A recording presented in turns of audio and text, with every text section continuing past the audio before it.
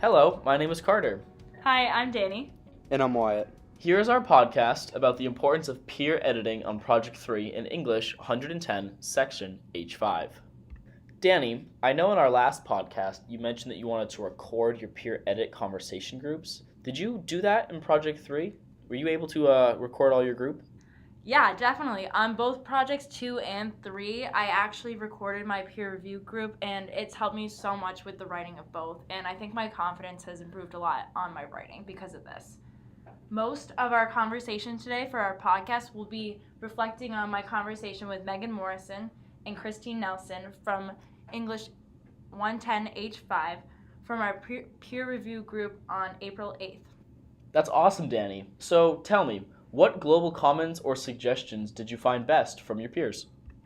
One of the best comments that I received from both Nelson and Morrison was talking about introducing quotes.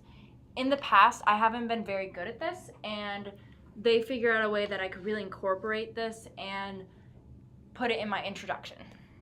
Here, Morrison says, I also thought on the top of page 3 that it would be important to introduce Doty. I don't know how to say it. Okay, so introduce who Caitlin Dowdy is, Yeah. where, what source she's coming from. Okay. Yeah. What other suggestions did you get, Danny? Nelson suggests to introduce the sources in the beginning of the paper in order to make it flow better.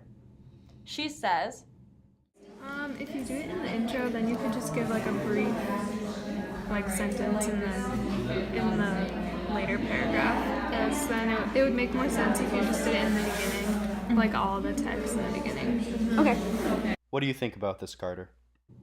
Yeah, I really liked what Nelson had to say. I feel like that really made the paper flow well. It was nicer. I really thought it was just straight nicer. So Carter, can you tell me, did your peers suggest anything similar?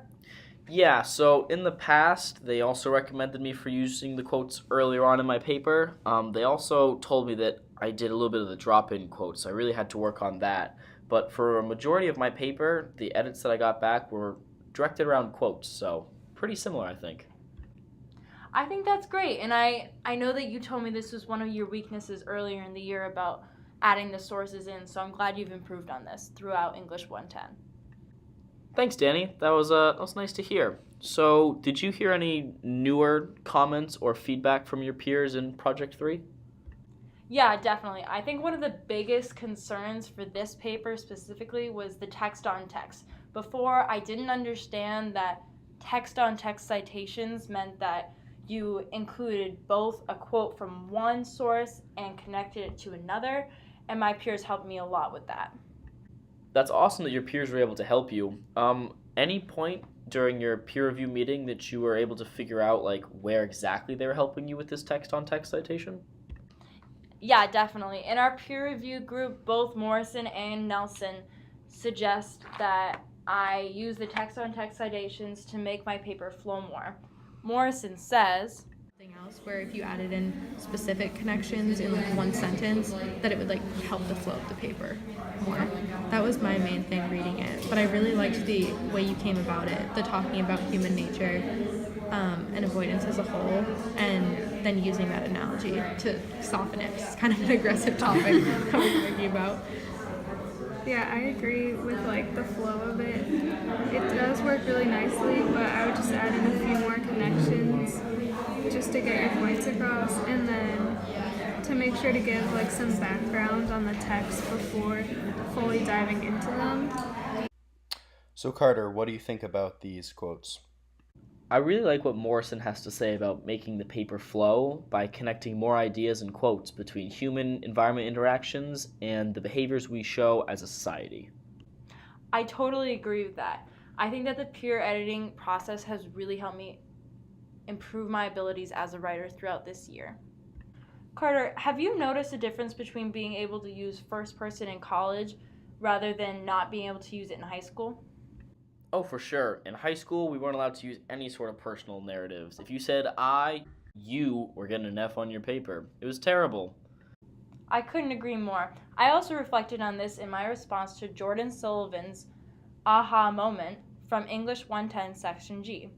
I wrote, the ability to use the first person, specifically the word we, was something we could never do in high school. This restricted my creativity and forming of my own opinions. Morrison and Nelson also talk about this using the strength of using the word we versus the third person in our peer review group. Morrison says, I would say we because you use we earlier in the paragraph. So you could either switch the whole paragraph to be at your reader, which I think could be strong, or just change that sentence to say we to keep it parallel throughout. I completely agree with Carter and Danny here.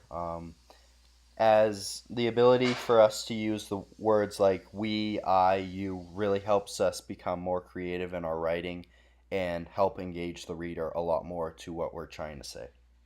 Thank you very much, Carter, for talking to me today about the importance of pure editing in our Project 3.